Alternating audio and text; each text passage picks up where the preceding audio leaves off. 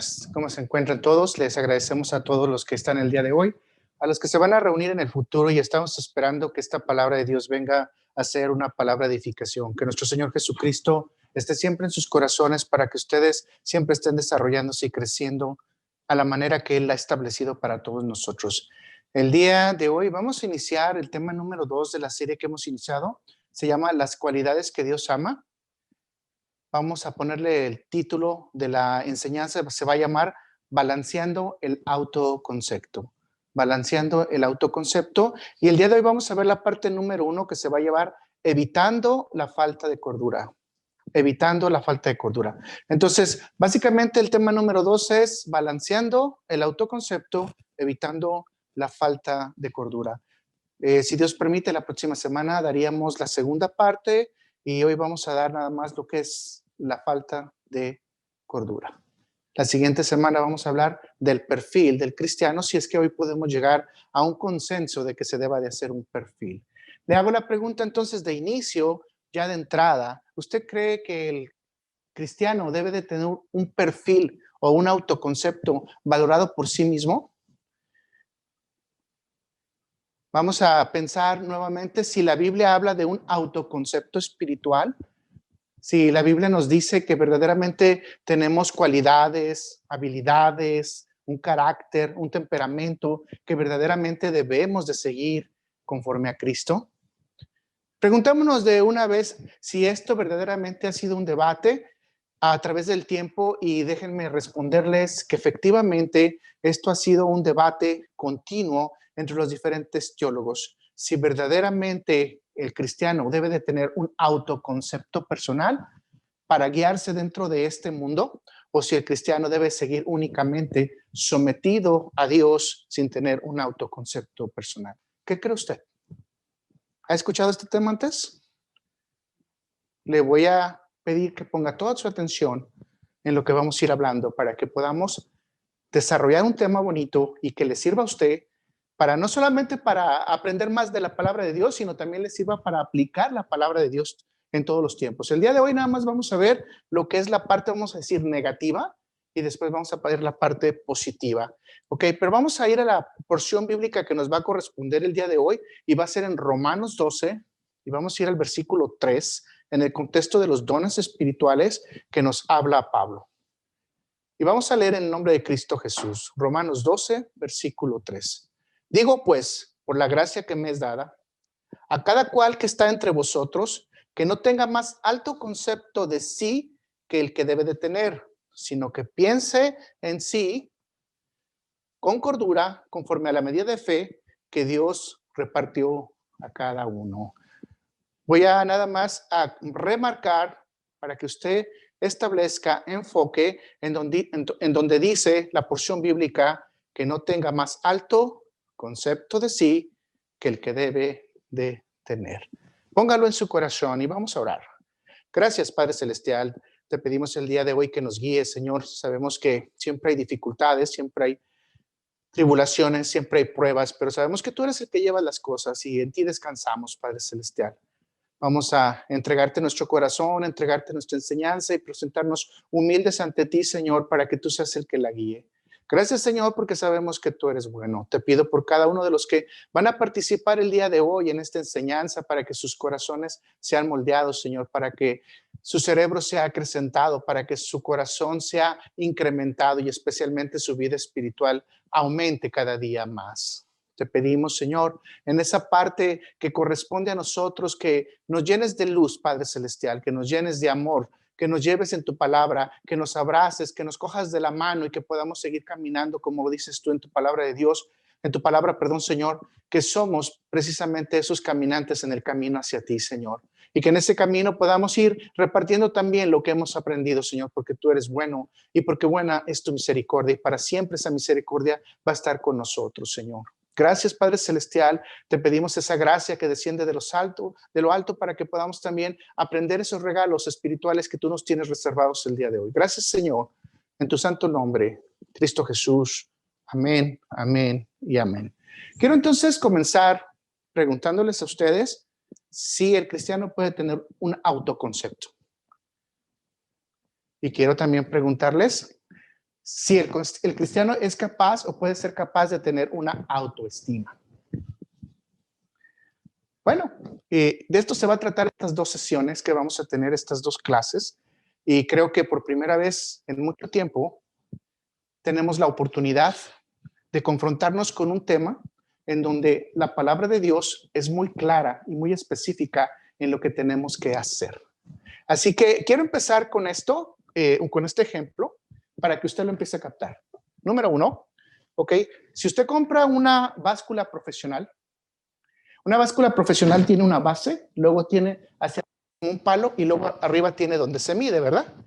Pero en la báscula profesional, cuando usted la empieza a armar, tiene que ponerle todos los metales juntos, y ya que están los metales juntos y están balanceados y equilibrados, necesita un pequeño, vamos a decirlo así, como cordón de metal, la parte de arriba y la parte de abajo. Entonces, ese cordoncito de metal que pareciera así tan frágil, que pareciera así como algo tan delgado, cuando tú lo conectas arriba y abajo, te permite que la báscula empiece a funcionar de manera mecánica. Pero entonces la pregunta es, una vez que tú ya conectaste los metales, pusiste el cable y ya estás marcando, la pregunta es, ¿ya está lista la báscula para trabajar? Sí, ¿verdad? Ya está lista para trabajar. Pero la pregunta es, ¿está lista para trabajar correctamente? No, ¿verdad? ¿Por qué? Porque no sabemos si la báscula está calibrada. Necesitamos que esa báscula se calibre. Entonces, para calibrar una báscula, vamos a necesitar entonces lo que se le llaman los contrapesos. ¿Qué es los contrapesos? Tenemos que traer una pesa de 10 libras, de 25 libras, de 50 libras, hasta 100 libras, para poderlo poner cada vez en la base y luego marcar y ver que la báscula está teniendo el peso correcto. Y vamos otra vez a poner la otra libras, a marcar 25 libras, marca las 25 libras, estamos en el peso correcto. De otra manera, tendríamos que estar equilibrando en la partecita para saber que realmente no estaba dando el peso correcto. Y así podemos ir hasta que llegue a las 100. Cuando ya estamos en las 100, sabemos que la báscula está trabajando correctamente. Le quiero preguntar entonces a usted, ¿qué tiene que ver este ejemplo con lo que vamos nosotros a hacer? Bueno, es muy sencillo. Cuando nosotros tenemos un contrapeso, vamos a saber verdaderamente si podemos pesar lo que tenemos nosotros en nuestra vida espiritual. En un cristiano, ¿quién es su contrapeso? O sea, ¿quién verdaderamente te va a hacer saber si tú estás dando la medida correcta en la báscula? Bueno, si eres verdaderamente cristiano, el único que te puede dar la medida correcta en la báscula sería Cristo Jesús. Pero hay algo bien interesante, que muchas veces nosotros no ponemos el contrapeso adecuado, y entonces ponemos el contrapeso del hermano, la hermana, el dirigente de la iglesia, el dirigente de la alabanza, el pastor, el apóstol, el profeta, y nos vamos más corriendo todavía hasta los niveles presidenciales. Y nuestro contrapeso entonces ya no es Jesús, sino se vuelve el mundo, sino se vuelven las autoridades del mundo. Quiero preguntarte entonces, si tú no sabes cómo medirte con tu contrapeso, entonces ¿cómo puedes avanzar en tu vida cristiana? O más todavía aún, poder decir que no tienes la oportunidad de parecerte a Cristo porque no tienes un autoconcepto conforme el camino que vas desarrollando en Cristo. Y ahora, si tú te das cuenta en la Escritura, dice muy claramente la Escritura que es conforme a la medida de ¿qué? De la fe. Entonces, el otro contrapeso que nos pone la palabra de Dios es la medida de la fe. ¿Cómo está tu medida de la fe? Si a hoy tú fueses la báscula y les subiera la fe, o sea, ¿tú en qué nivel estarías? ¿En 10 libras? ¿En 25 libras? ¿En 50 libras? ¿En 100 libras? O sea, ¿cuál sería la medida de fe que tendrías el día de hoy? O sea, ¿cuánta fe verdaderamente Dios te repartió? Para que ahora tú entiendas de qué manera puedes comparar tu camino o lo que has hecho con lo que Jesucristo hizo en esta tierra. Voy a volver a hacer la pregunta. ¿Puede un cristiano tener un concepto de sí mismo? ¿Puede un cristiano tener un concepto de sí mismo sin transgredir la gracia de Dios? Le pregunto, ¿qué opina usted? ¿Cómo lo piensa?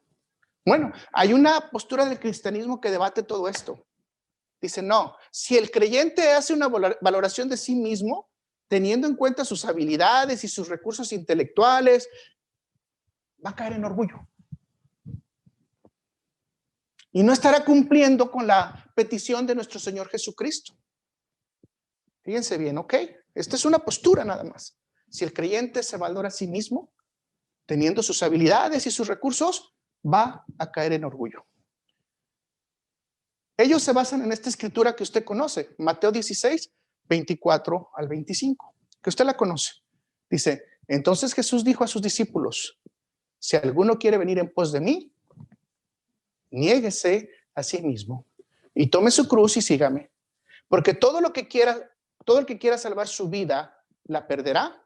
Y todo el que pierda su vida por causa de mí, dice Jesús, la hallará.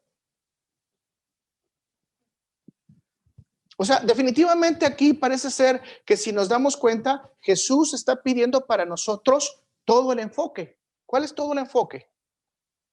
Cristo está pidiendo que usted y yo nos neguemos completamente. Y si nosotros nos negamos, entonces, ¿qué nos queda de valoración? Pues no tendría que quedarnos absolutamente nada. Solamente tendríamos en nuestra persona la dependencia total de Dios y la dependencia total de Cristo. Pero quiero que usted vuelva otra vez a leer conmigo la parte de la porción que dice, y asimismo tome su cruz y qué, y sígame.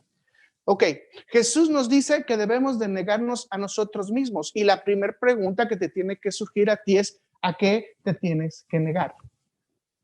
Porque después me parece que la segunda parte es totalmente activa. Dice, toma tu cruz y sígueme. Ok, Jesús no te está diciendo en este momento que Él va a cargar la cruz por ti. ¿Se queda claro? La Escritura está diciendo muy claramente, niégate a ti mismo y sigue ¿qué? Y sígueme. Pero también dice, carga tu cruz y sígueme. Entonces, yo le quisiera preguntar, un padre amoroso, un padre bueno, alguien que te ha capacitado, alguien que te ha preparado, quisiera que te muevas tú solo sin tener ninguna habilidad, sin tener ninguna condición cognitiva, pensamientos, una inteligencia a nivel espiritual. Yo pienso que no. Porque si no, entonces Jesús diría, y yo tomo la cruz por ustedes, y se acabó el asunto.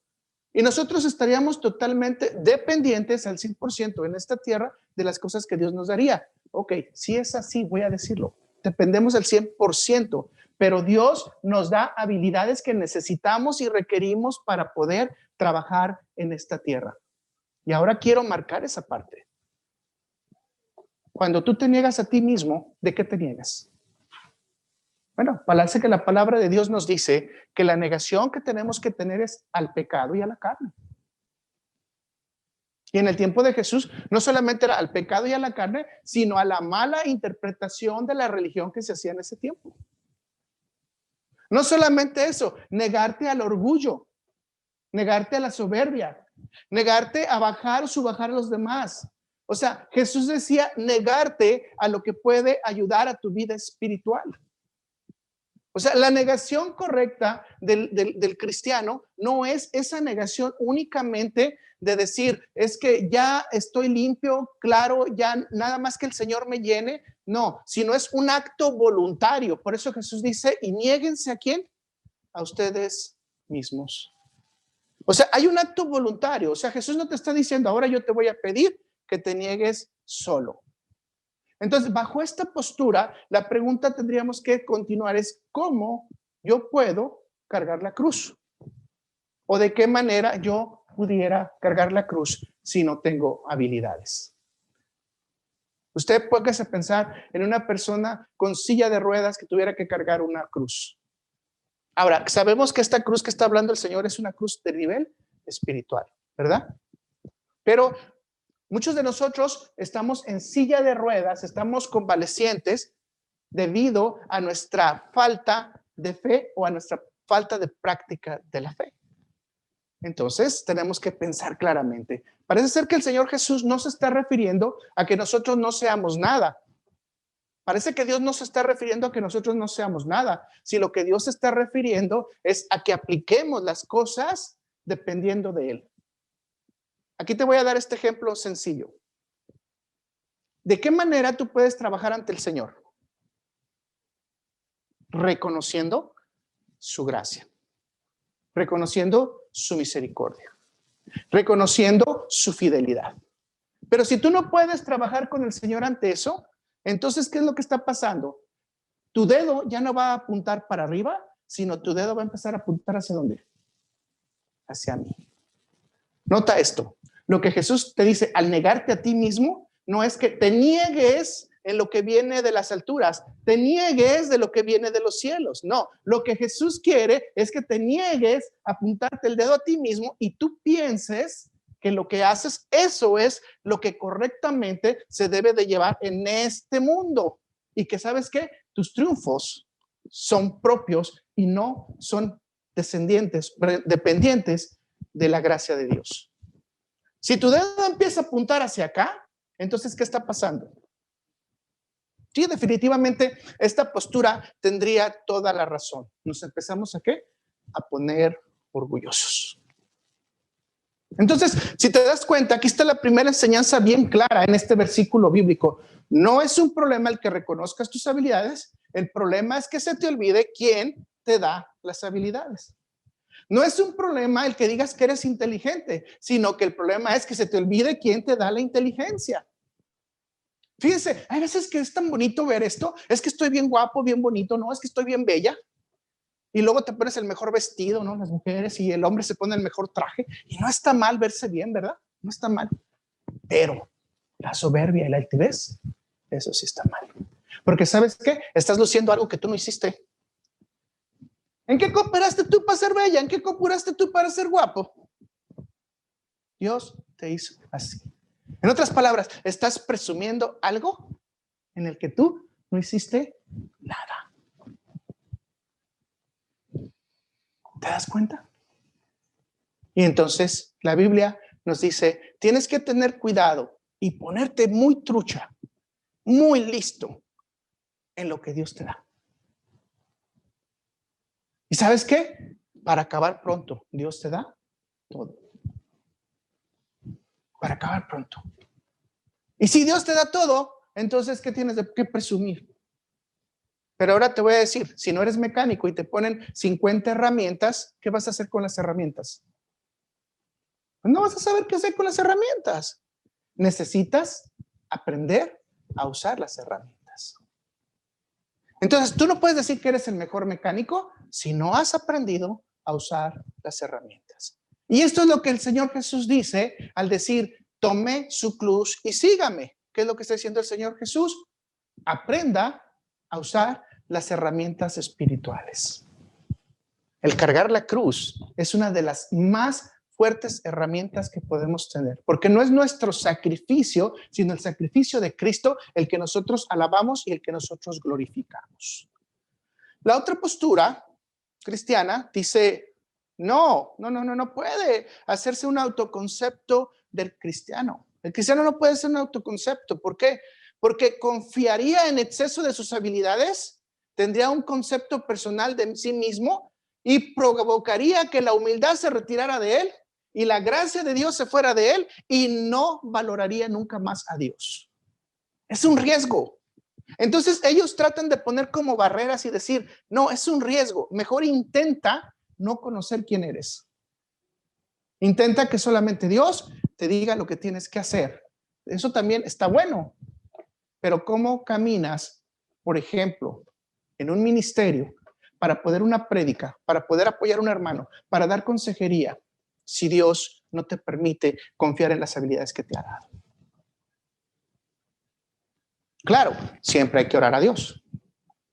Dios te tiene que permitir que la humildad viva en ti cuando tu dedo ¿a dónde apunte? Hacia arriba, pero tu dedo deje de apuntar hacia ti. ¿Cierto? Si Cristo es tu contrapeso, ¿hacia dónde apuntamos, mis hermanos? Les voy a volver a preguntar, de ustedes, ¿Cristo verdaderamente es tu contrapeso? ¿Te has puesto verdaderamente a pensar por un momento cuál es la personalidad que Cristo nos enseñó en esta tierra?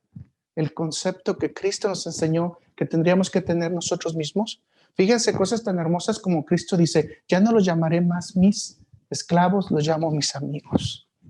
Los voy a llamar mis siervos, los voy a llamar mis hermanos, los voy a llamar mis hijos, los voy a llamar simple y sencillamente mis trabajadores, mis evangelistas, mis profetas.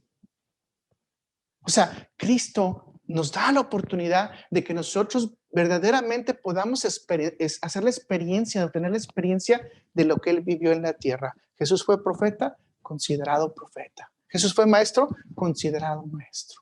Ahora, ¿quiere decir que Jesucristo se vanagloriaba de ser un maestro?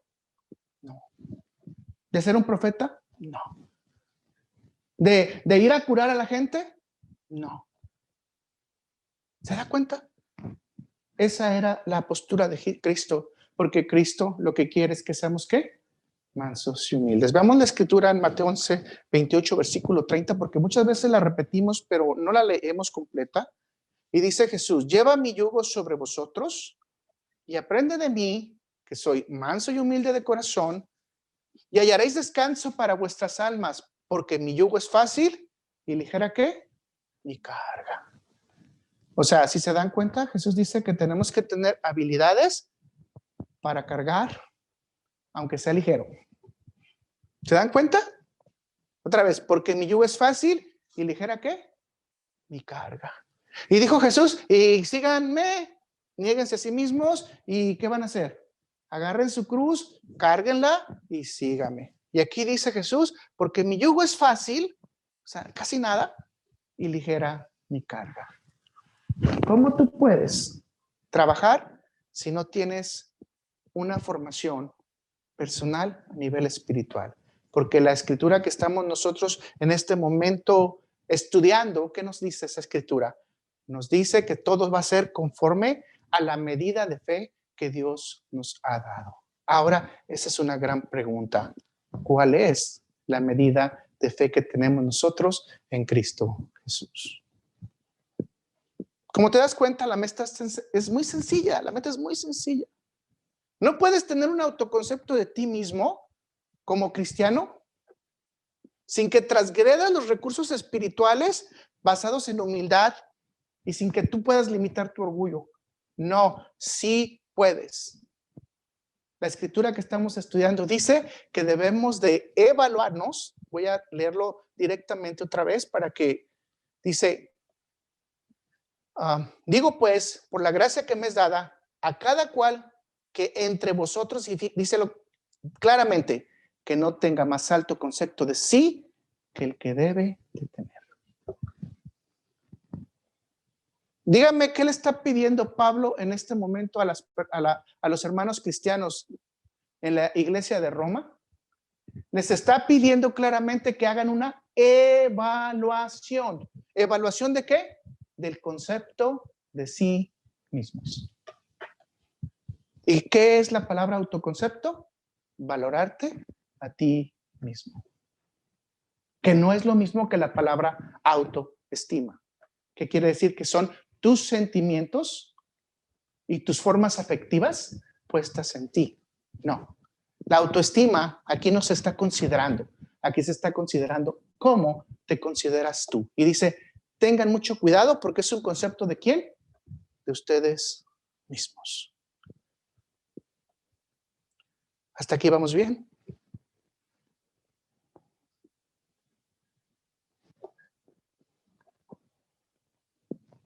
Entonces, esta escritura que nos está exhortando, mis hermanos, porque se dan cuenta es una exhortación, ¿verdad?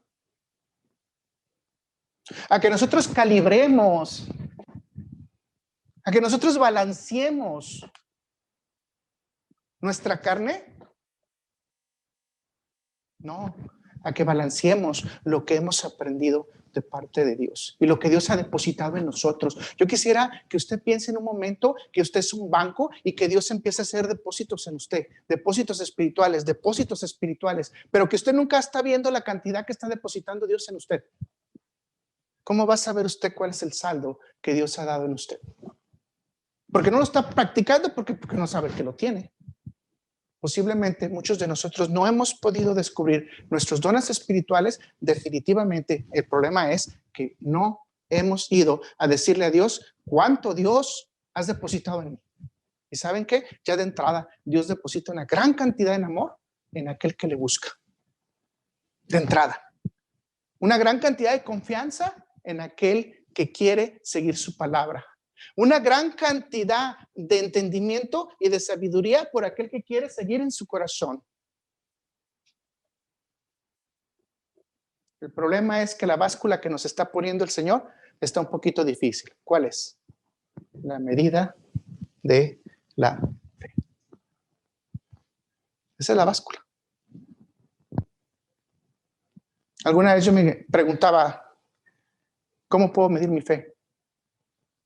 Y a veces yo veía a otras personas, ¿no? Y oraban, y estas personas cuando oraban, se les venía así todo el concepto, y luego yo veía que se daban los milagros, y de repente yo me apachurraba, ¿no? Decía, yo oro, y yo les he platicado algunas veces, ¿no? Mucha gente iba conmigo, y luego le daba la palabra de Dios, y parecía que estaban rescatados, y la gente bien emocionada, y yo bien emocionado también. Oh, parece ser que ya esta persona va a aceptar a Cristo en su corazón, perdón, y resulta de que se hacía católico. Y resulta que se hacía testigo de Jehová. Y yo decía, Señor, ¿en qué estoy fallando? Yo veo que aquel le habla bien rápido, bonito, y se acabó, y rápido la persona se convierte. No, es que no era el trabajo, la chamba que yo tenía que estar haciendo en mí realmente. O sea, no era lo que Dios estaba queriendo que yo hiciera. Lo que Dios quería que hiciera es que les diera el evangelio, y Él se iba a encargar de irlos llevando. Al paso del tiempo, me di cuenta que mucha gente que le hablé verdaderamente es cristiana y está sirviendo. Y fue así como para mí un refrigerio. Pero en el momento que yo me estaba comparando con otras gentes, parece como que Dios me dio una buena lección. No se trata de esto, Luis.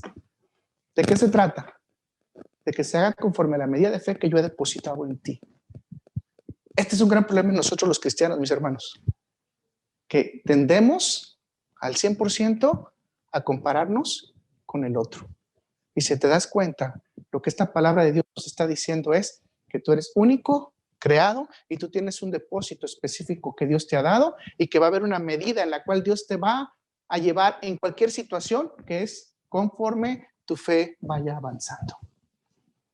¿Te estás dando cuenta que sí es posible tener un concepto, un autoconcepto espiritual de parte de Cristo? Pero ¿qué tiene que existir en este autoconcepto? El balance, la calibración. Te voy a dar este ejemplo para que te quede todavía más claro.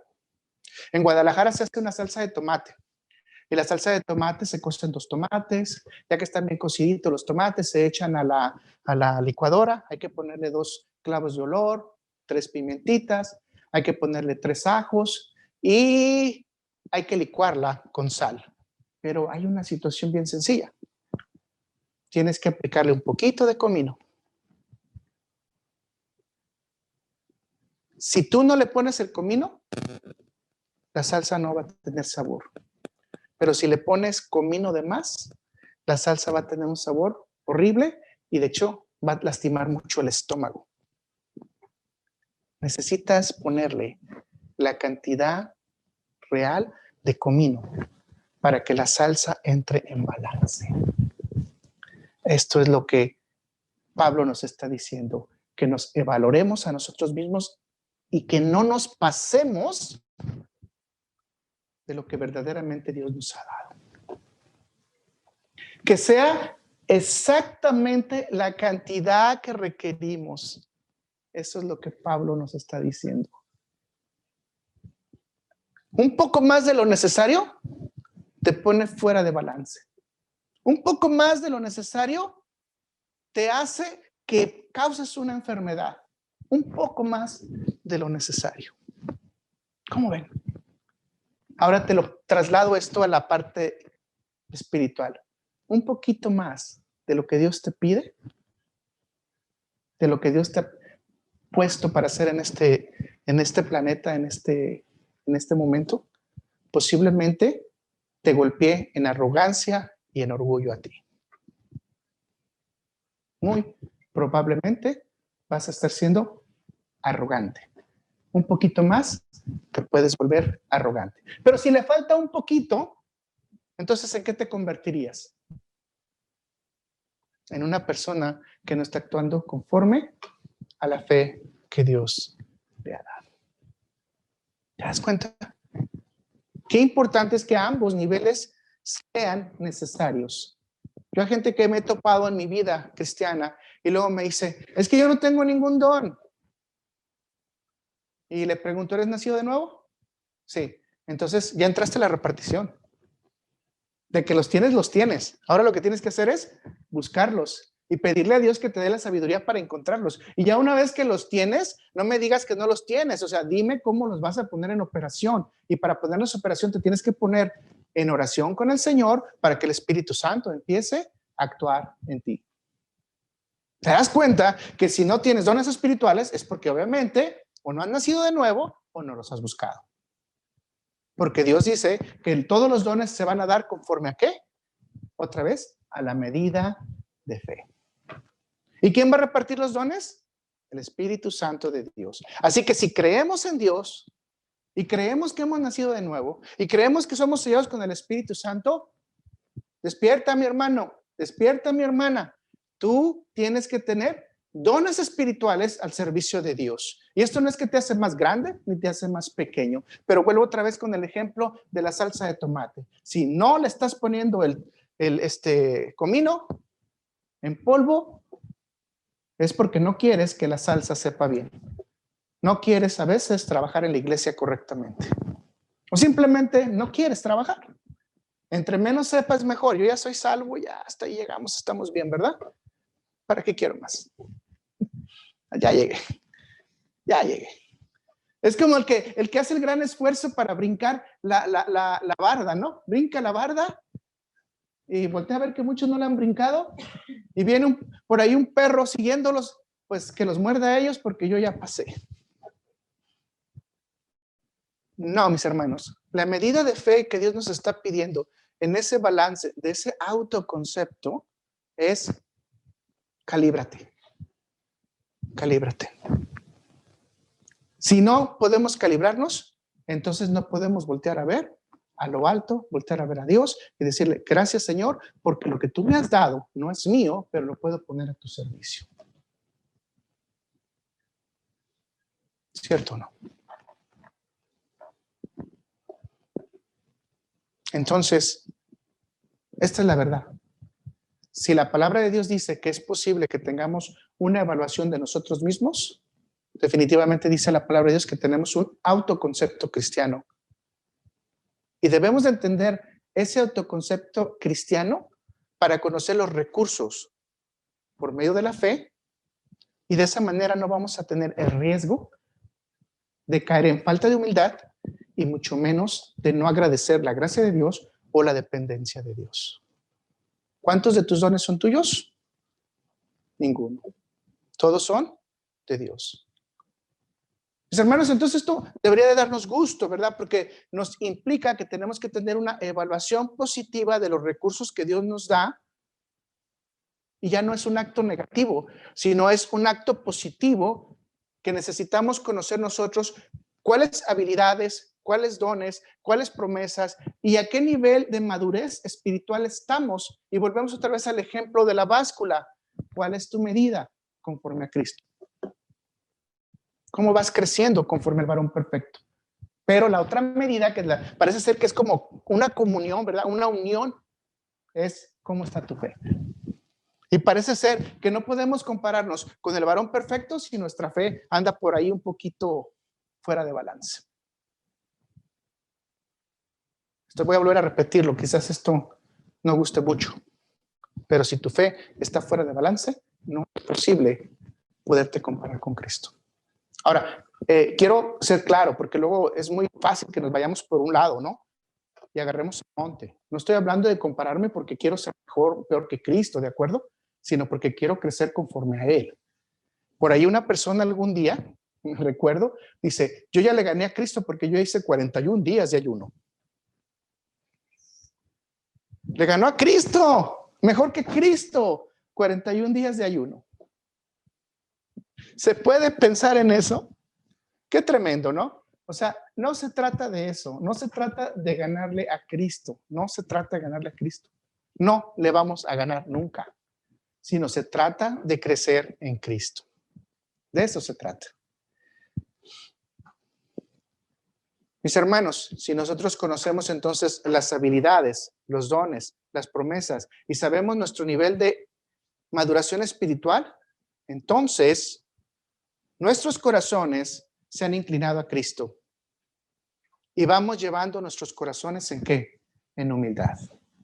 ¿Cuántos de ustedes quisieran verdaderamente estar preparados en humildad y decir que una de las características que verdaderamente son parte de su concepto espiritual es que usted es humilde? Wow, es interesante, ¿no? Un solo concepto. ¿Cuántas veces usted pudiera decir, sí, dentro de mi carrera cristiana, yo soy también manso? ¿Cuántas veces puede ocurrir, como ahorita en este momento, que ante el estrés nosotros tengamos momentos difíciles y no podamos decir, no pasé la prueba, pero sé que el Señor va a estar conmigo y que el Señor me va a ayudar a pasar la prueba? Y entonces saber que dependo al 100% del Señor, aun cuando todas las condiciones estén en contra de mí. Entonces, si usted se ha dado cuenta, lo que estamos estudiando hasta este momento es que nosotros tenemos que tener una medida justa de la fe, tal cual Dios nos la ha proporcionado, para que nosotros apliquemos todo lo que Dios pide. ¿A quién? A nuestro prójimo. Todo lo que Dios pide aplicado a nuestro prójimo. ¿Usted quiere algunos consejos básicos para mantener el autoconcepto y conocer cuál es el autoconcepto? La escritura, si usted la analiza, tiene 3 grandes ejes para que tengamos una valoración balanceada de nosotros mismos y para llegar a tener un autoconcepto verdaderamente sano en la fe. Voy a repetirlo, un autoconcepto sano en la fe. Hay muchos autoconceptos que no están sanos en la fe. ¿Y saben por qué? Porque no hay doctrina sana en la fe. La escritura dice nuevamente, no debes de tener un concepto más alto de ti mismo. Primer eje, no debes de tener un concepto más alto de ti mismo.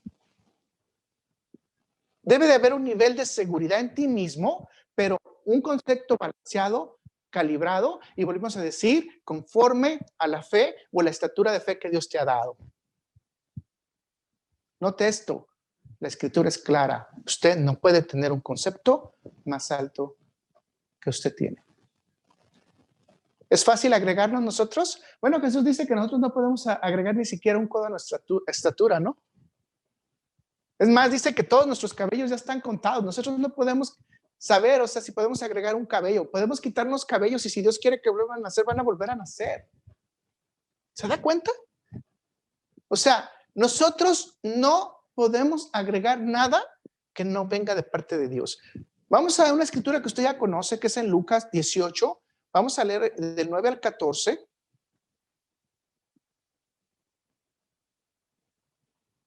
Lucas 18, del 9 al 14.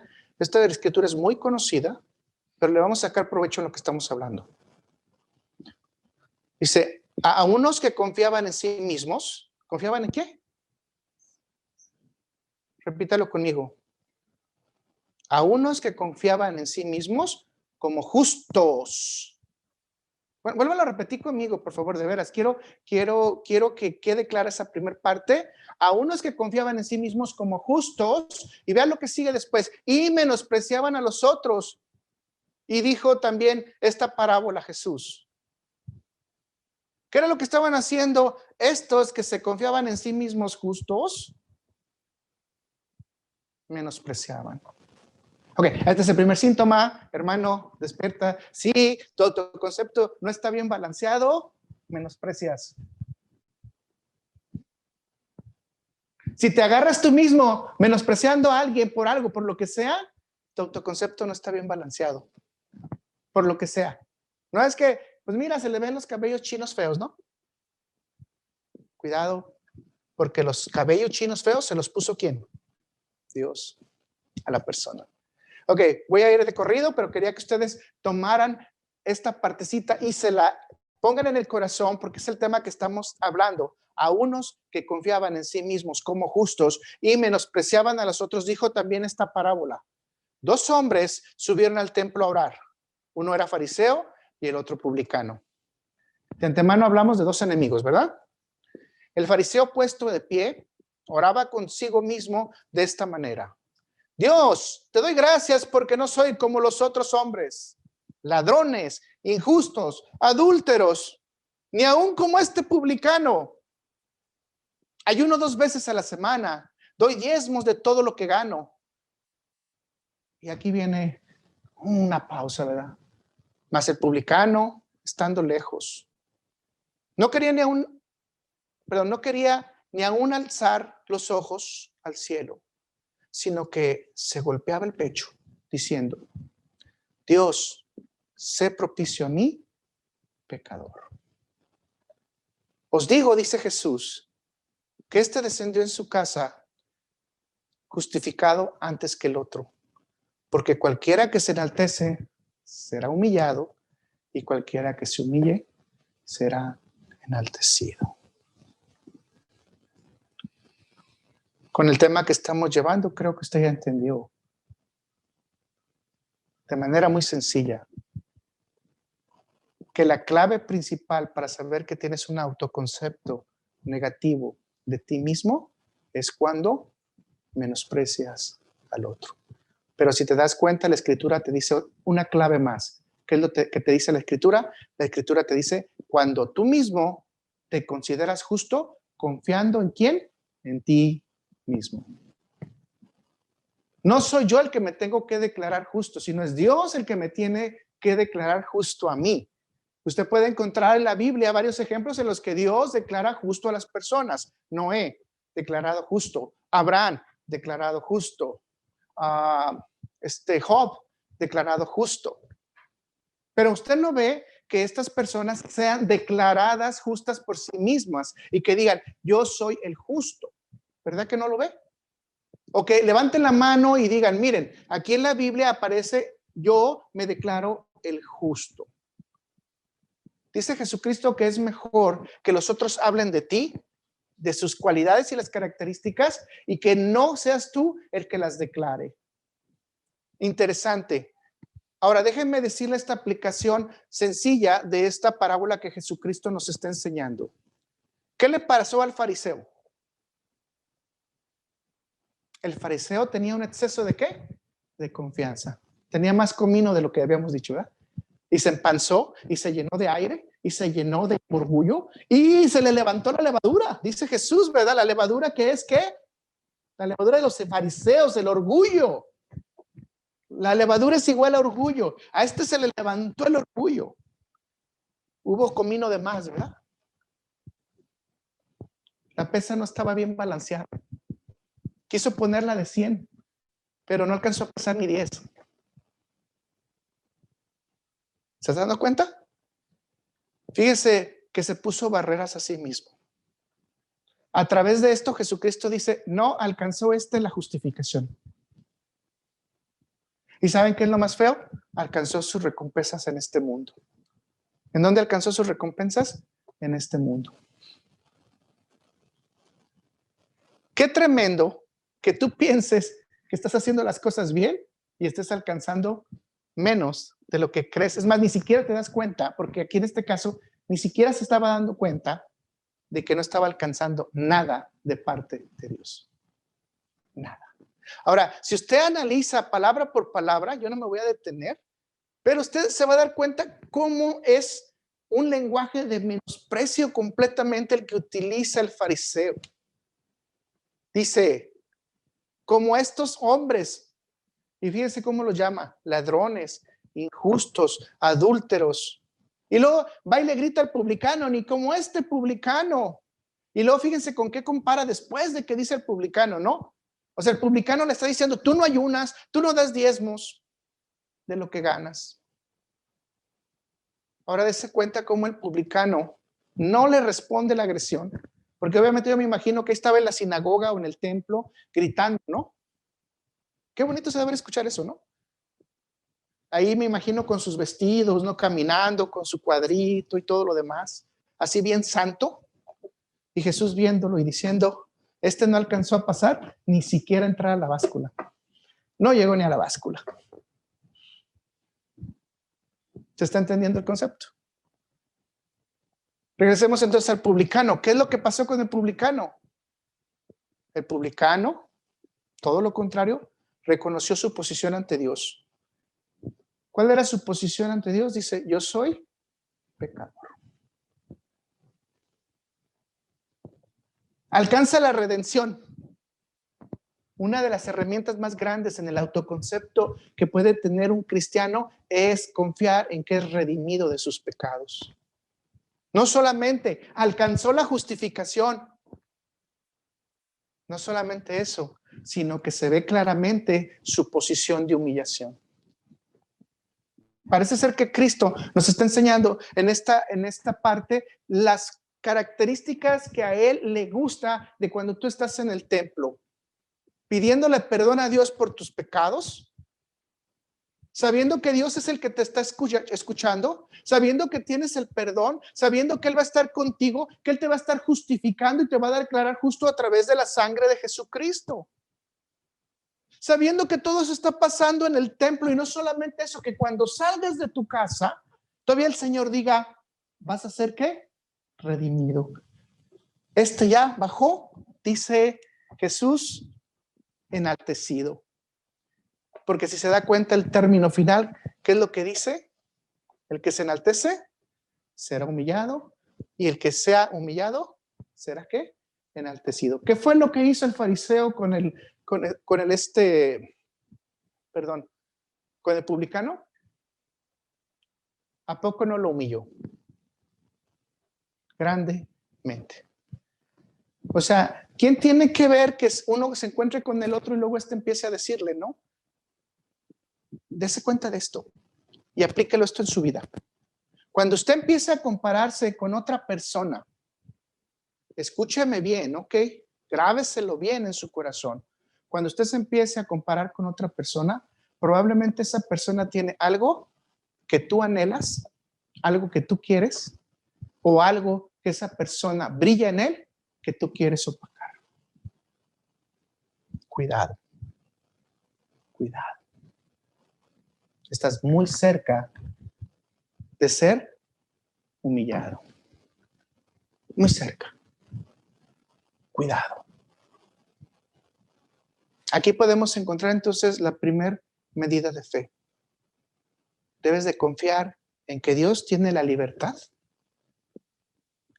para que tú tengas, perdón, Dios te da la libertad para que tú tengas un concepto equilibrado de ti mismo, y que sepas que hay herramientas que Cristo da para que nosotros podamos movernos aún ante la adversidad de los demás. Esto nos enseña esta historia.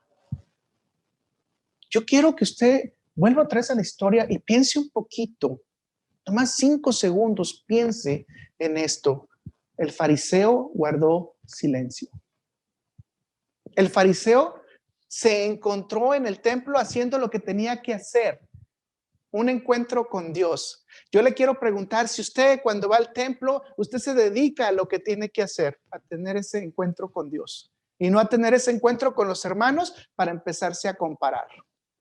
Le vuelvo a repetir, si usted se empieza a comparar, probablemente hay una necesidad de la otra persona en usted. Hay algo que a usted le gusta de la otra persona en usted, pero usted no puede saber y no lo puede reconocer.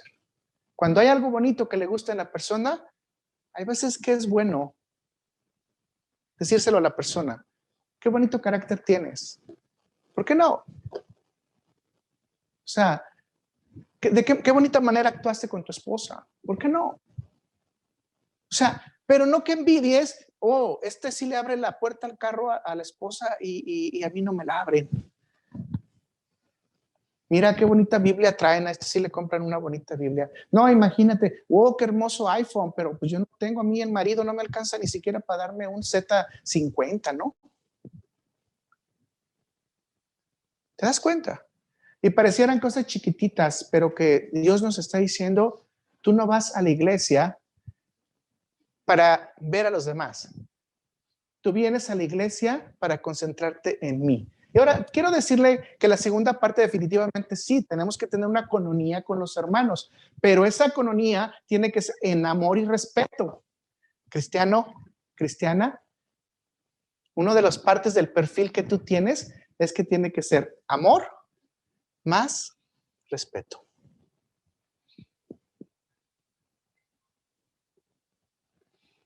¿Quieres que te diga cómo Dios nos capacita para que tengamos ese balance?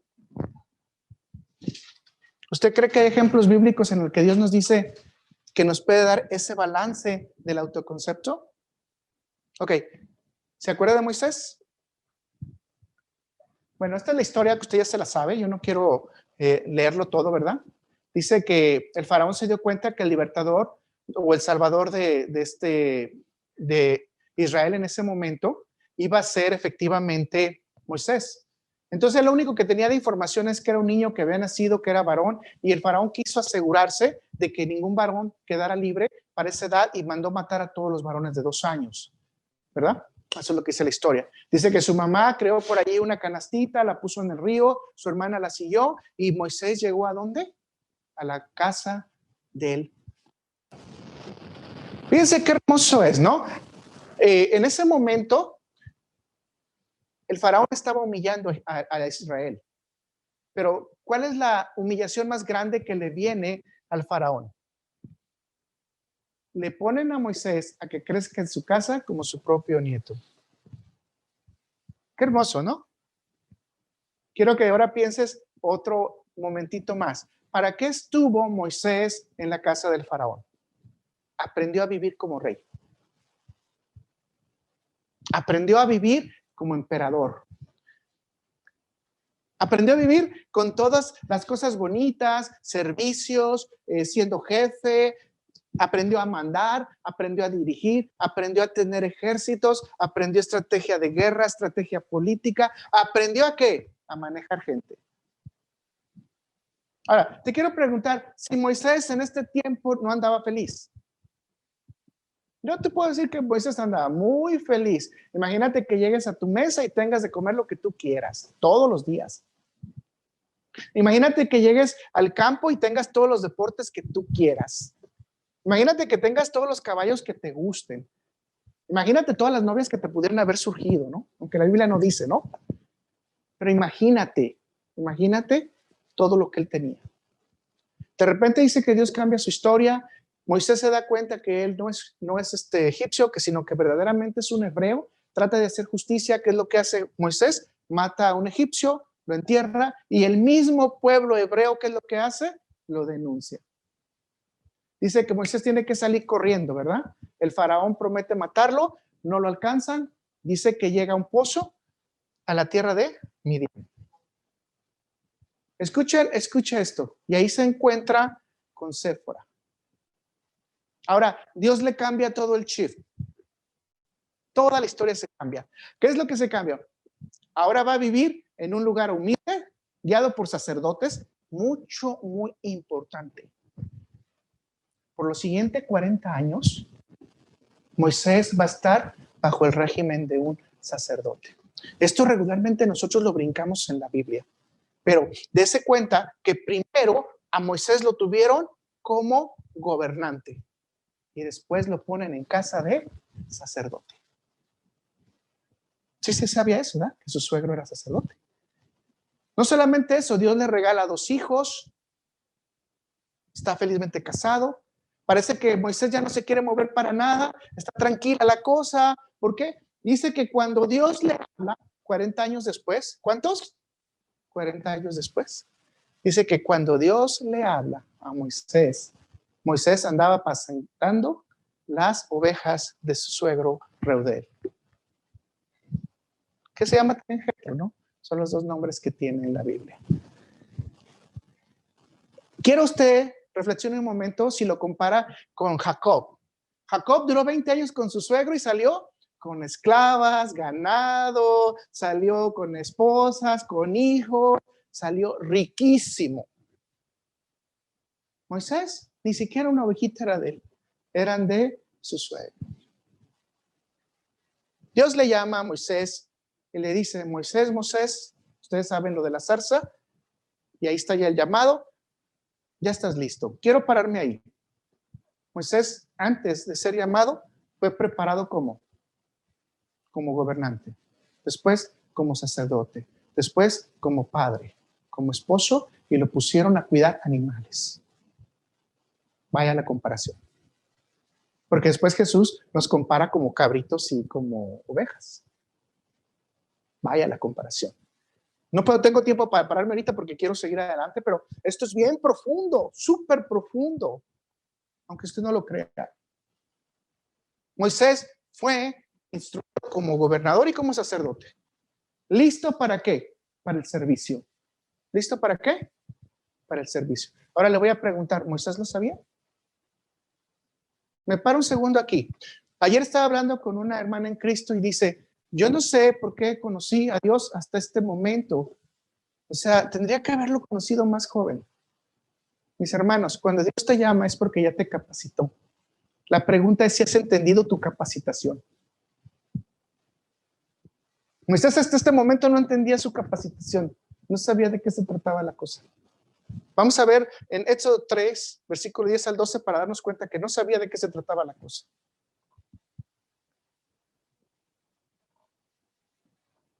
Le dice Dios a Moisés, ven por tanto ahora y te enviaré a Faraón para que saques de Egipto a mi pueblo, los hijos de Israel. Entonces Moisés respondió a Dios.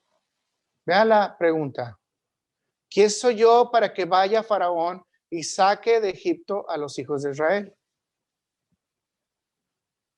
Y Dios le respondió. Y él respondió, ve, porque yo estaré contigo. Y esto te será por señal de que yo te he enviado. Cuando hayas sacado de Egipto al pueblo, servirás a Dios sobre este monte. Fíjese, dos cosas que tenemos que destacar en este momento. ¿Moisés ya estaba balanceado? Sí, pero note la humildad de Moisés. ¿Quién soy yo para que vaya Faraón y saque a los hijos de Israel? ¿No había persona más capacitada en ese momento? Bueno, parece ser que la última parte que Dios le enseña y le capacita a Moisés es en humildad. Llega tanta la humildad de Moisés que Dios se enoja con Moisés. Y como les dije yo, cuando el ingrediente de la salsa, si le pones más comino, pues va a hacer daño. Pero si le quitas, también no va a dar el mismo sabor. O sea, Dios le estaba diciendo, yo iré contigo y aparte de esto, te estoy dando un boleto de garantía. ¿Cuál era el boleto de garantía que le estaba dando Dios? Vas a ir y vas a regresar a este mismo monte en donde yo te llamé y este boleto de garantía lo tienes. Esta seguridad la tienes. Tú vas a servirme a mí en este monte. Yo no sé si usted se pone a pensar un momento y dice, wow, si ya Dios me habló, me dijo lo que tengo que hacer y de hecho me está dando la seguridad de lo que voy a tener, no voy a dudar, ¿verdad? Ya estoy listo. La pregunta es, ¿por qué dudamos? Porque nos falta verdaderamente creerle a Dios. Y regresamos nuevamente a la medida de fe. Aquí no estamos hablando de que Dios no estaba haciendo nada, sino que Dios estaba confirmándole a Moisés, el mismo Dios, lo que tenía que hacer. Mas Moisés todavía no estaba listo para decir, sí acepto el reto. Podemos llegar a una conclusión inmediata. Cuando Dios te ha llamado, debes de tener la seguridad que Dios te va a respaldar porque ya te entrenó y te dio los recursos. Si verdaderamente eres llamado por Dios para cualquier ministerio, para cualquier cosa, no te preocupes, Dios te va a respaldar y ya te ha entrenado, ya te ha dado los recursos. Ahora lo que tienes que hacer es pedirle la sabiduría para ser guiado. ¿Confías en que este camino realmente es el que Dios quiere para ti, para tu vida y para que tú dirijas tu vida espiritual en Él? Pues tienes que creerle a Dios. Medida de fe. Creerle a Dios es parte de lo que es también el autoconcepto del cristiano. No podemos hablar de un cristiano que no crea en Dios. No podemos. Yo he escuchado gente que dice, pues sí, pero no sé si Dios verdaderamente va a estar conmigo. No, si Él ha dicho que va a estar contigo hasta el final de los días, es porque va a estar contigo hasta el final de los días. No quizás como tú lo pienses, no quizás como tú lo quieres, pero Dios va a estar ahí contigo hasta el final de los días. ¿Acaso no dijo eso Jesús? ¿Por qué dudarlo? Jesús está aquí conmigo porque Él ha prometido que va a estar conmigo hasta el final de los días y está con ustedes porque ha prometido que cuando nos juntemos en armonía, cuando hayamos resuelto nuestros problemas, Él va a estar aquí. 2 o más que se junten en mi nombre, sin conflictos, sin problemas, ya lo hemos hablado. ¿Quién va a estar aquí? Cristo. ¿Se va entendiendo? Entonces, debemos de partir de esta información sencilla y de una premisa básica, mis hermanos. Apenas acabé la introducción, no se crean. El autoconcepto espiritual, usted dígale, sí quiero un autoconcepto espiritual, sí quiero lo que Dios me ha dado, sí quiero entender lo que Dios me está dando, sí quiero saber, conocer las herramientas que Dios me está dando, sí quiero saber aplicarlas. Arrogancia e insensatez, mis hermanos, no. ¿Se escucha? Autoconcepto espiritual, sí. Arrogancia e insensatez, no.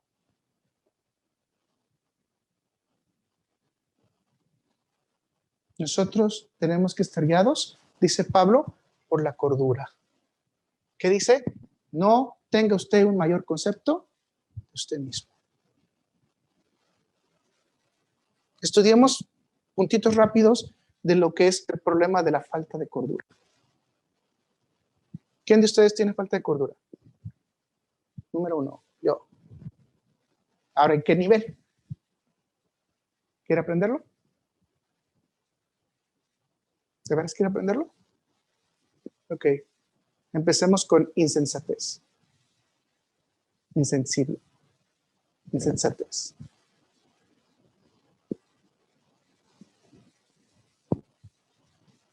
¿Qué es un insensato, mis hermanos? En el término insensato se describe en el diccionario de la Real Academia de una manera bien sencilla. Un insensato es un loco. ¿Cuántos locos espirituales tenemos ahorita en las iglesias, mis hermanos? Ya, créanme que hay unas iglesias que tenemos unos locos, pero bien locos. Pastores jugando fútbol con la pelota mágica.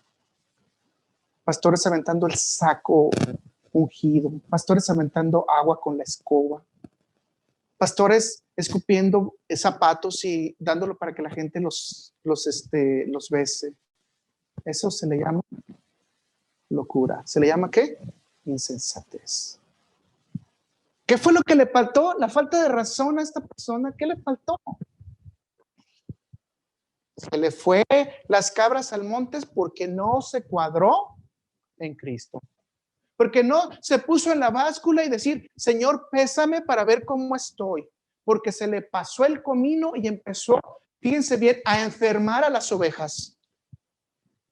Insensatez. Por ahí una persona fue y me dijeron, y yo me quedé así también, creo que la semana pasada lo comentamos, que se fue con una bruja. Imagínense que usted vaya a recibir profecía de una bruja. ¿Falta de qué? De cordura. ¿Por qué se está volviendo loca la iglesia cristiana? Porque no conoce el verdadero concepto que Dios nos ha dado a nosotros mismos. No lo conoce.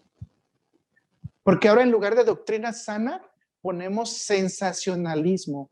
El bestseller, la mejor película, el que más me motiva, el que más me llena. vamos a ver qué pastor actúa mejor, el que se echa el mejor chiste. ¿Y la doctrina dónde quedó? ¿Y la formación cristiana dónde quedó? ¿Y la maduración cristiana a dónde le echaron? Sí, yo sé que este tipo de prédicas a la gente no le gusta, y qué bueno, gracias a Dios que no le gusta, para que los cristianos verdaderos busquen de Dios. No, es que este pastor es más bueno que otro. Yo me acuerdo de una persona que estaba platicando con ella y luego me dijo, a mí me llena la prédica de este pastor, pero la de este no me llena. Y yo le dije, ¿no te llena la palabra de Dios? Bueno, pero si no te está llenando la palabra de Dios, tienes un problema, porque el que te está llenando es el hombre y no te está llenando la palabra de Dios. ¿Y qué dice? Maldito el hombre que confía en el hombre, mas dádiva eterna tendrá todo aquel que confíe en Jehová. Hermanos, hay que ser sensatos, pero cuando ya se nos pasa las vainas, cuando ya creemos que traemos mucho gas, nos sentimos cohetes y creemos que podemos hacer cosas diferentes. Este es el evangelio para que la gente se vea bonita. Hay que ponerle unos buenos asientos para que se sientan a gusto, especialmente a los que diezman más. No, mis hermanos, pastores que bajan de la azotea tirándose en una cuerda que parecen Tarzán, ¿no? Otros que los bajan entre 4 o 5 hombres, los tienen cargados como si fueran reyes. Dios mío, locura. Locura. Insensatez. Eso no es vida espiritual, es insensatez. ¿Qué sabes lo que está pasando, mi hermano? Te estás engañando a ti mismo. Hay que derrumbar todas las cosas que están en contra de nosotros. Vamos a hacer las vueltas de Jericó y vamos a quitar toda esta basura que tenemos en nuestro cuerpo, en nuestra casa, para que la bendición venga. Vamos a derribar los muros de Jericó. Mi hermano, no, los muros de Jericó se derribaron cuando Dios quería que se derribaran, y la manera que Dios quería que se derribaran para que el pueblo tuviera fe. Ahora Dios no quiere que derrumbes los muros de Jericó. Quiere que derrumbes tu ignorancia, quiere que derrumbes tu insensatez, quiere que derrumbes tu pereza de no querer leer la palabra de Dios para que seas instruido correctamente. Eso es lo que le interesa a Dios. Pero nosotros, ¿qué? Vamos a actuar ¿con qué? Con locura. Pero vamos a ver qué le pasa a los locos de acuerdo a la Biblia, ¿no? Porque cuando estamos locos, desviamos a la gente de su camino. Isaías 5, versículo 20 al 21. Y estos versículos usted se los sabe de memoria. Hay de los que a lo malo dicen bueno, y a lo bueno malo, que hacen de la luz tinieblas, y de las tinieblas ¿qué? Luz, que ponen lo amargo por dulce y lo dulce por amargo. Hay de los sabios que en sus propios ojos, y de los que son prudentes delante de sí mismos. Hay una religión por ahí que el amigo se declaró que él era un ángel, así que no tenía sexo, y como no tenía sexo, si soñaba con mujeres, pues tenía que venir las mujeres con él a tener una noche romántica, y si soñaba con hombres, tenía que tener una noche romántica con hombres. ¿Cuándo han visto ustedes que un ser humano se convierta en ángel? Por favor, la Biblia no mantiene esto. Locura. Locura. Y bueno, pudiera darles cientos de ejemplos más, pero el punto al que quiero llegar es que cuando somos insensatos, agregamos nuestros propios caminos y lo que nosotros creemos que es verdad. ¿Quieres saber algunas características de la falta de cordura? Actuar como si usted tuviera la razón, sabiendo que está equivocado. Yo he escuchado esto muchas veces. De todas la gente se lo cree. En el ámbito que yo trabajo, hay una persona que dijo, coma muchos jugos verdes, y empezó con jugos verdes y se metió en las noticias y empezó a que toda la gente, y se tiró de la cuerda alta y toda la gente le creyó, y toda la gente hace jugos verdes todos los días. Y ¿saben qué? Ni siquiera conoce el trabajo. Era una simple locutora. Y de ahí se hizo súper famosa. La gente le creyó, insensatez. Ella sabía que estaba diciendo mentiras, insensatez, porque todos sabemos que lo que es en exceso en comida y repetido te va a causar daño. Todos lo sabemos. Sin embargo, actuó con insensatez, con locura, se hizo famosa, es muy famosa ahorita. Qué lindo que sea famosa. El problema es que le sigue diciendo mentiras a la gente y la gente se la sigue creyendo. Pero no solamente eso, eso también acontece ¿dónde? En las iglesias.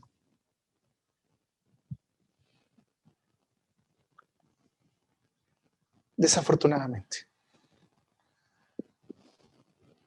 ¿Quieres saber otra parte de lo que se puede comportar uno con mucha locura? Cuando eres indiscreto. La indiscreción es una de las características correctas de que una persona está ¿qué? Teniendo falta de cordura. Otra más. Imprudencia. ¿A poco no se ha notado que cuando una persona no tiene cordura es bien imprudente? Empieza a hablar, empieza a opinar, independientemente de que sea su voz escuchada o que incluso esté diciendo algo correcto. Pero quiere notar que está ahí. Imprudencia. Yo me acuerdo de una persona que traía un traje así bien bonito, ¿no? Que esos que cuestan $7-10 y todo el mundo lo vimos, ¿verdad? Pero como nadie dijimos nada, empezó, ¿no? Miren cómo estamos las cosas, qué calor está haciendo, para que se abriera ¿cómo se dice? El saco y se le viera la etiqueta. Pero todos estábamos en otra cosa muy diferente de estarnos fijando cómo venía la persona vestida. Pero la persona quería que en el momento que estábamos trabajando nosotros en ese concepto específico, que era un concepto de trabajo, quería que lo viéramos que trae un saco. ¿Qué? ¿Cómo le dicen? Gucci. De esos que cuestan $10,000. Imprudencia. Nosotros estábamos ubicados en otra cosa diferente, pero la persona quería hacer ¿qué? Vista. Pareciera que no es locura. Sí, es locura, mis hermanos. O sea, no es el tiempo. Eclesiastés nos dice que para todo hay un tiempo. Para todo hay un tiempo. ¿Saben cómo es otra forma de insensatez? Tomar todo a la ligera. La persona empieza a tomar todo a la ligera. A mí qué me importa, si me despierto, si no me despierto, si hago, si no hago, si limpio, si no limpio, si hago mi tarea o no la hago, si trabajo o no trabajo. ¿Qué me importa? Ligereza. La persona, ¿qué está pasándole? ¿Por qué? Porque Dios dice que todo lo tenemos que tomar con seriedad y Dios es un Dios de orden. ¿Dios es un Dios de qué? De orden. Fíjense que me gusta mucho cuando se habla del sudario de Cristo, que cuando llegaron a la tumba, el sudario estaba como doblado. O sea, Jesús, después de levantarse de la tumba, no dejó su cama por ningún lado, acomodó su cama. Bendito el Señor que nos enseña que tenemos que ser disciplinados. Una más para ya no cargarle tanto, ser irresponsables. Ok, voy a terminar aquí. ¿Cuál es el riesgo de no aplicar la cordura? ¿Se lo imagina usted? Eso es lo que vamos a ver la siguiente semana. ¿Cuál es el riesgo de no aplicar la cordura? Muchas gracias. Vamos a orar. Gracias, Padre Celestial, bendito eres, Señor. Gracias porque a pesar de todas las controversias y de todas las cosas que han acontecido, tú eres bueno, Señor. Tú nos ayudaste porque tú dices que siempre debemos confiar en ti y tú serás nuestra ayuda. Tú eres siempre nuestro escudo, nuestro ayudador. Tú eres nuestro protector, Señor. Gracias, Señor, porque de ti deriva todo lo bueno. Gracias porque siempre nos estás llevando a que hagamos las cosas correctas que tú pides para nosotros. Ayúdanos a ser disciplinados, Señor, que lo poco que hayamos aprendido el día de hoy en esta sesión, que apliquemos esos conceptos, que no seamos como el fariseo, Señor, que no hagamos un concepto más elevado de nosotros mismos que lo que verdaderamente tenemos, Señor. Que siempre estemos humillados ante ti, pidiendo en cordura todas las cosas, Padre Celestial. No permitas que tengamos locuras, insensatez, que no nos lleve ahí la fragancia de que podamos tener mucha gente, que podamos ayudar a mucha gente haciendo teatro, Señor. No nos permitas ser insensatos. No nos permitas que perdamos el curso de tus bendiciones, Señor, simplemente por el hecho de que queremos ser patrocinadores de un concepto incorrecto en la Biblia, Padre Celestial. No queremos, Señor, caer en lo que no es la sana doctrina, Padre Celestial. Queremos siempre estar en la sana doctrina, Señor. Ayuda a que nuestros corazones estén firmes en ti, Padre Celestial. Ayuda a que nuestra cabeza esté firme en ti, Señor.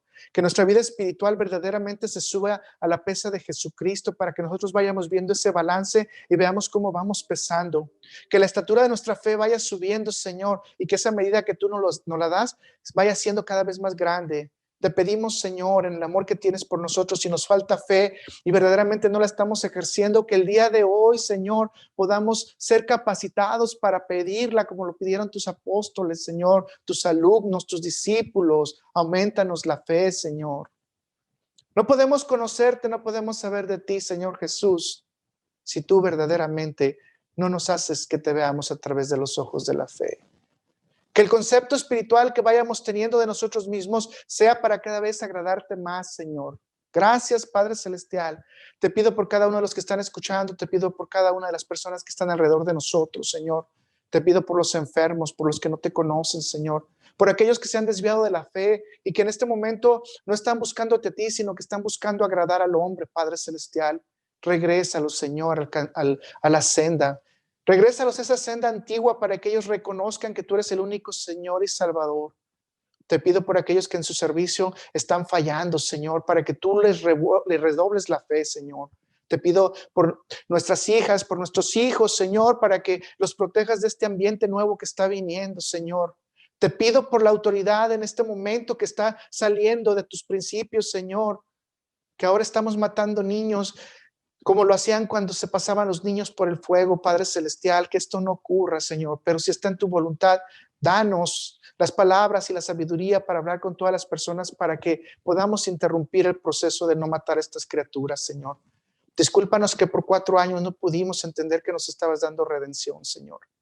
Ayúdanos, Señor, en este proceso nuevo que viene, para que toda la maldad que se va a dar, con todo lo que a ti no te gusta, Señor, podamos nosotros seguir orándote a ti para que tú nos protejas a nuestras familias y vengan las cosas que tú has dicho, Señor, porque sabemos que es inevitable el final que tú ya has programado, Señor. Ayúdanos para estar listos para cuando toques la primera trompeta, Señor, o para cuando nosotros estemos ya, para que si tú vienes por nosotros estemos listos para irnos contigo. Gracias, Señor. Gracias, Padre Celestial. Amén, amén y amén. Gracias, Señor.